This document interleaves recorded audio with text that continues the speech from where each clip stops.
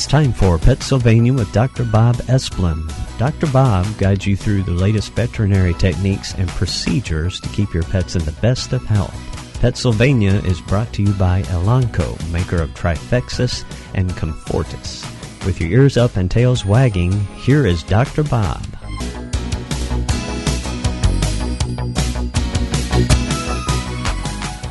Hi, pet lovers. It's Dr. Bob. I'm really happy to be here to bring you another edition of PetSylvania. Not only does Elanco sponsor us, they're the makers of Trifexis, Comfortis, and Reconcile, but we have other great sponsors as well. We do have the best price challenge going right now.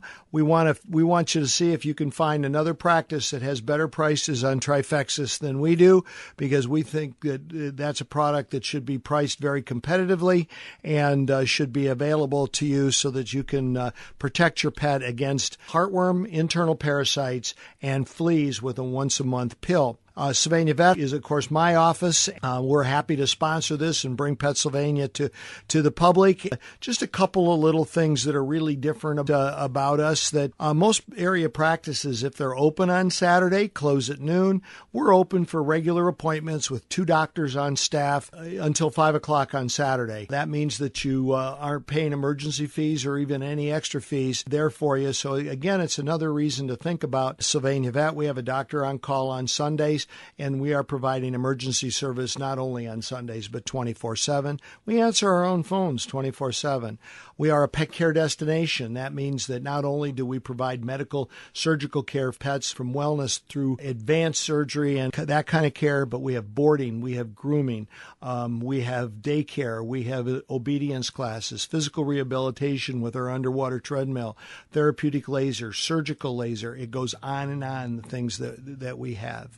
Another one of our sponsors is Esplin Medical, the maker of premium bamboo, cotton, and polyester scrubs. They are so comfortable, it's like wearing pajamas. They breathe. They're the most comfortable scrubs you'll ever wear. They're competitively priced with other premium scrubs. It's something that you definitely want to check out.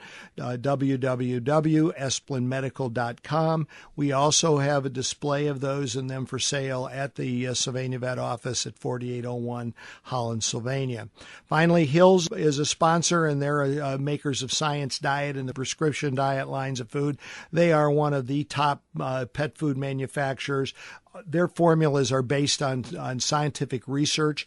Great many other products that you hear advertised that just plain and simply isn't true. There is no scientific research that goes into the development of those products. So I want to encourage you to try the Hills Science Diet line. We actually feed the Hills line to our animals in boarding and that are our guests, and to our hospitalized patients. So hospitalized patients will either get the Science Diet line or they will get the prescription diet line of food, and they do well with that. I have a client, I'll come in and I think my dog has mange, or the dog will have a skin problem. And they say, "Do you think it's mange, doctor?" And the reality is that it probably isn't mange. It's probably something else, because mange is a specific diagnosis. There are several organisms that can cause mange, and there are several types of mange. But demodectic mange, particularly in the young dog, is a small hair follicle parasite. It's actually a little bug that lives in the hair follicle of an animal. If you look at it on a microscope, and you have to see it on a microscope, it kind of looks like a big fat cigar with 6 legs, and so that always kind of makes you crazy when you see that. The good news is demodectic mange is not contagious. Demodectic mange is not itchy. Another kind of mange that can occur in dogs, and a lot of these are dogs that come out of less than ideal environments, less than hygienic environments. Puppies that come out of puppy mills will frequently have scabies or sarcoptic mange. Now, that puppy, those dogs that are affected with sarcoptic mange, they are extremely itchy. Their skin can look red and irritated. Their skin can look crusty. Their ear margins are frequently a good place to find that condition. And if you actually take a dog with scabies and you rub their ears together, you fold fold it over and you rub it together, they will have an extremely intense itch reaction to that. And that's one of the little diagnostic signs that we use to help us determine whether or not we have to look for scabies, because scabies can be very hard to find. And then there's this is a hygiene environment usually, but we'll see an animal that has what's known as called walking lice or Shaleitalia. And these are little skin surface parasites, and you can see them if you look very, very carefully. Or if you put them on like a black cloth, you'll literally see them moving, all right? But microscopically, when you look at them, you don't have any doubt knowing that you have Shaleitalia. These are potentially scabies. Scabies is potentially contagious to people. Shaleitalia is specifically contagious to people. Scabies does not survive in the environment very long, so just a little routine cleaning and getting the animal cleared up should take care of that. Shaleitalia can be more difficult. And then there's lice, and lice are a parasite of the hair. There's two kinds. They either can be called a biting louse, where they bite the skin and they ingest that, or they suck fluids through the skin. So they can be very irritating and can be very difficult to remove. If you're one of the unfortunate families that have ever had head lice in your children from school, you can know how difficult and what an ordeal it is to get rid of that. The good news is that head lice in people are not contagious to dogs, and lice on dogs or cats are not contagious to the people, nor are they contagious between the dog and the cat. So they're very host specific. And then ringworm, which isn't a worm at all, but is a fungus. All of this can look like skin disease, where somebody might say, I think my dog has mange. In reality, it takes us some diagnostics to get there. And so basic diagnostics are fungal culture, skin scrapings, tape cytology, any number of other things that we might do, all the way from skin biopsies to just therapeutic treatment where we can't demonstrate it, but we strongly suspect it. We may just do a course of treatment. You should brush your dog's teeth every day. I get asked that all the time. How often should I brush my dog's teeth? And the answer is every day. I promise you I'm not going to ask you to floss your dog's teeth. But the brushing is by far the most effective thing. You see periodically a number of things that are out there being recommended as sprays that are supposed to remove the disease-causing portion of the tartar and the plaque. The reality is that there are no studies that demonstrate that these things truly work, and that if in fact they did, my suspicion is that the human dental health care people would be all over these particular products. I would not put my eggs in that basket. I would put my eggs in a basket of regular daily brushing, dental chews, other kinds of chewing exercise types things to maintain dental health, and then periodically a professional dental cleaning by the veterinarian is by far the most effective way to maintain a healthy mouth. And a healthy mouth means a healthy dog, and that's one of the single most important things you can do to prolong their life and the quality of that life while they're alive with your family. We know our dogs and cats don't live long enough as it is, so we want to do everything we can to keep them going. Just like the Buckeyes or that team up north, Sylvania Vet is a team. And it takes a team, from our receptionists and our assistants and our technicians to the doctors, to everybody in the support staff, to our staff in the daycare, to be able to provide the level of care and support that your pets get, and the level of customer service that you get. It's teamwork that makes Sylvania Vet a special place. And I just wanted to take this minute to shout out to my staff, because they have worked extraordinarily hard and have really bonded even more as a team in my absence than when I was there. I want to thank them publicly for the effort, and the fact that I'm coming back on the 20th of this month. I'm really thrilled to get back to work. I'm getting a little bit bored, and I'll be back part-time, so I'm anxious to do that as well. So it's time to take a break, and we'll be back.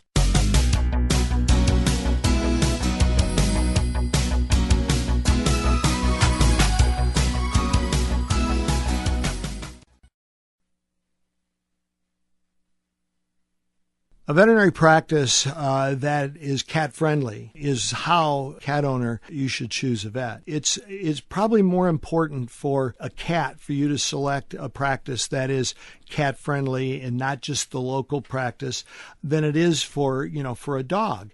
And certainly choosing a veterinary practice just based on location is probably, there's two things that make choosing a veterinary practice not good choices. One is price. Bottom line is most of us have very close to the same bottom line. So don't phone shop and think you're going to get a better deal. We all have fixed expenses, and as a result of those fixed expenses, our costs are pretty close to one another. But the other is choosing a cat practice. It needs to be set up so that it's a safe place, non-stressful place for a cat. I know this sounds self-serving. Sylvania Vet is the American Association of Feline Practitioners cat-friendly practice gold level member, and we are the only one in Northwest Ohio that has that designation. Even practices that sell themselves as cat practices do not have this designation. We have a special cat waiting. We have special dedicated cat exam rooms. We have a cat hospital built right inside of our building so that cats and dogs are distinctly separated, and that's far less stressful.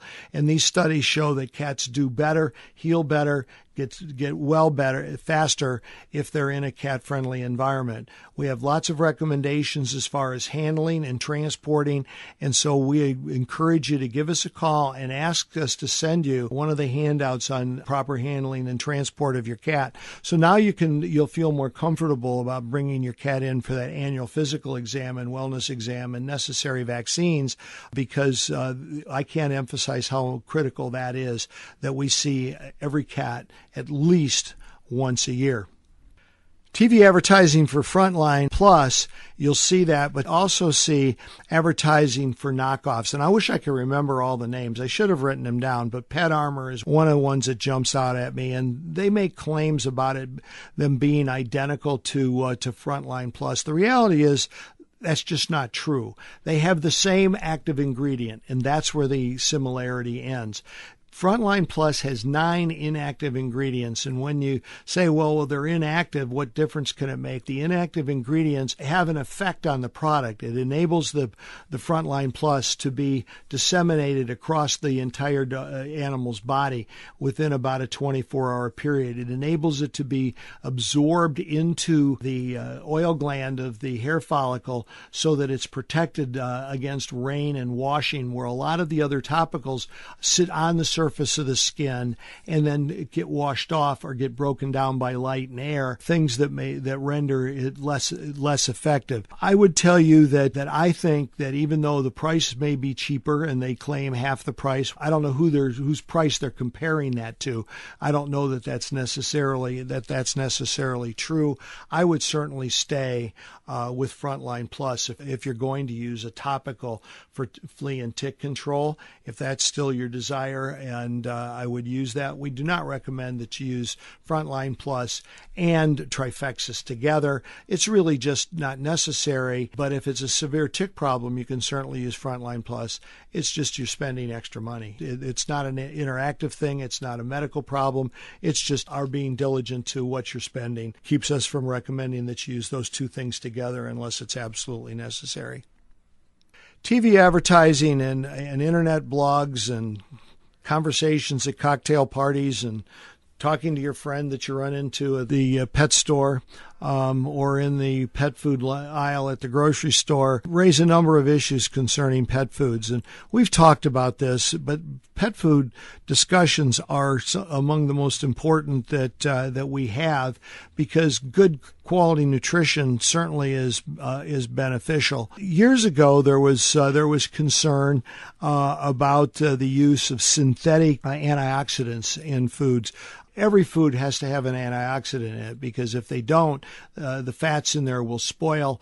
And from the time of production to the time of consumption of the last cup of food in your sack or your food bin, it's going to be weeks in many cases, and that we don't want the food to go rancid. So there has to be some form of preservative. The common synthetics that were used, ethoxyquin, BHA, BHT, those have been pretty much eliminated, and now they've been replaced by alpha tocopherols, vitamin E, rosemary extract, vitamin C have replaced those. They may not be quite as effective, but they're more natural, and that has satisfied a concern that a lot of pet consumers have had, and that they have about the preservatives that are put in the food that they eat as well. The American Association of Feed Control Officers, AAFCO, has a list of foods that, and all the things that are in them.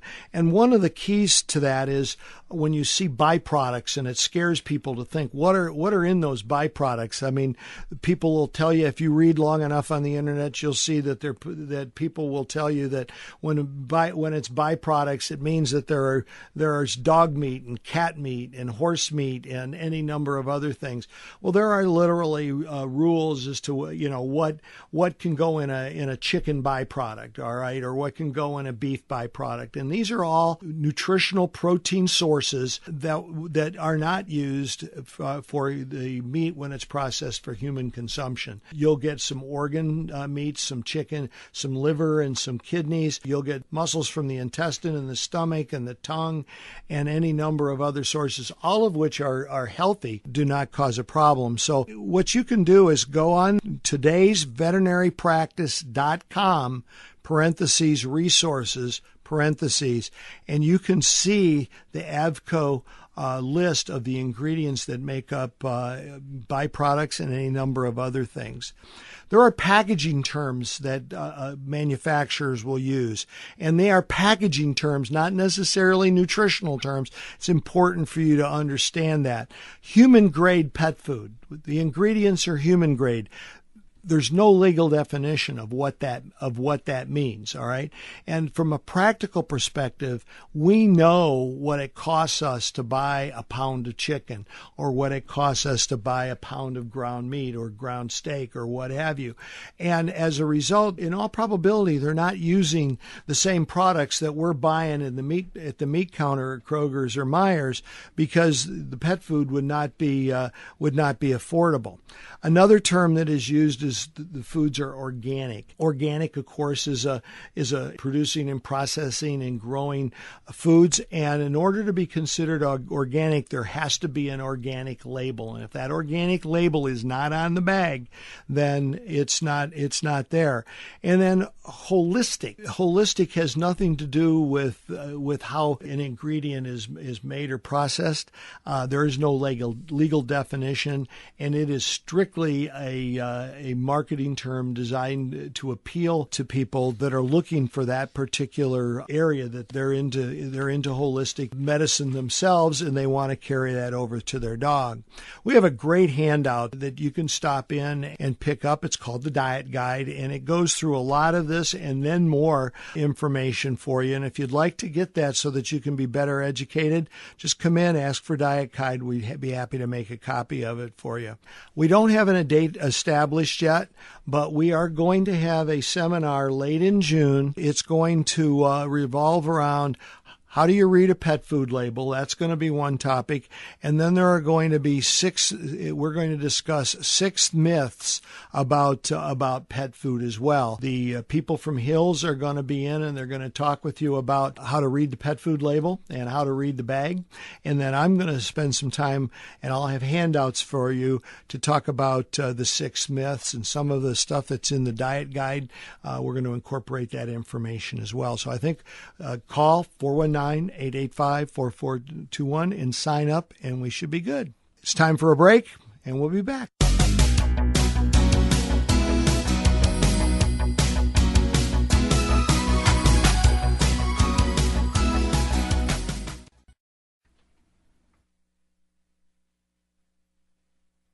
Sunday, May 19th, is Bark in the Park at the Toledo Humane Society in Arrowhead Park on Indian Circle Drive. Sylvania Vet is going to be there along with other vendors and a large number of rescues because we misscheduled our adopt-a-thon, which was scheduled for Sunday, May 19th. We have elected to cancel so that we can put all our eggs in the basket at the Bark in the Park. We've been there for a good number of years. It is a really great event. There's a walk and a run, and it's not too late to come on out, put it in your schedule, and hopefully it'll be nice tomorrow, and we'll be able to get out there and enjoy a few hours in the sun and a few hours seeing a lot of different dogs. There's a lot of great animals that come to Bark in the Park because it is a very animal friendly, and people bring their pets, and you'll have a chance to see some pets that maybe you've never seen before. Last year that we had several Irish Wolfhounds there, and if you've never seen an Irish Wolfhound, you're in for a real treat. This is a monster of a dog. This is the biggest dog from a height and length standpoint in existence, and they are gentle and loving. If you've got the space for them, a one-bedroom apartment is not the place to have an Irish Wolfhound, but if you have some acreage so that it can run and you're willing to get out and get some exercise with your animal, and that's really important. I think that when you select an animal, it's got to be to fit, that animal's got to fit into your lifestyle as well as being something that you've just always wanted. So if you live in an apartment, I probably wouldn't recommend that you get a Labrador. If you have 3 young children under 5, I would probably not recommend that you get a Chesapeake Bay Retriever. If you don't have the time for combing and brushing, I probably wouldn't get a St. Bernard, nor would I get an Akita or any of these dogs that require a lot of heavy-duty brushing and grooming. Even a Collie or a Golden Retriever can be a lot of grooming work for you. Keep listening for information on our food seminar that we're going to have late in June, late next month. But I cannot believe how this year is flying along. I'm going to be back to work on May 20th, so limited hours. So I'm hoping to see as many of you as possible in the next few months. I had good news today. We've just hired a new Dr. John McGarity, a new graduate of the University of Missouri, will be joining us in early June. You're going to like him a lot. He was very impressive. He got 100% endorsement from our entire staff when he was in interviewing. I'd like to thank Sylvania Vet. Remember, we've been voted Best Vet for 6 years in a row, Toledo City Paper, Best Vet 2 years in a row, Toledo Family News. There must be a reason for that. Check us out at 13abc.com. Get connected. Esplin Medical, makers of bamboo, cotton, and polyester scrubs, high quality, comfortable, environmentally friendly surgical scrubs. If you wear surgical scrubs, you really want to check it out. www.esplinmedical.com. Hills, makers of Science Diet and Prescription Diet. If your dog is overweight, check out Metabolic Diet. It is the diet of choice, and it is a game changer in pet weight loss. And Elanco, maker of Trifexis. Again, don't forget our challenge. Let us know if you find a practice that sells all the Trifexis products cheaper than we sell ours. Remember, no matter what you pay, if you buy 6, you get a $10 rebate, and if you buy 12, you get a $25 rebate from Elanco. With that said, there's only one greatest pet, and it lives in your home.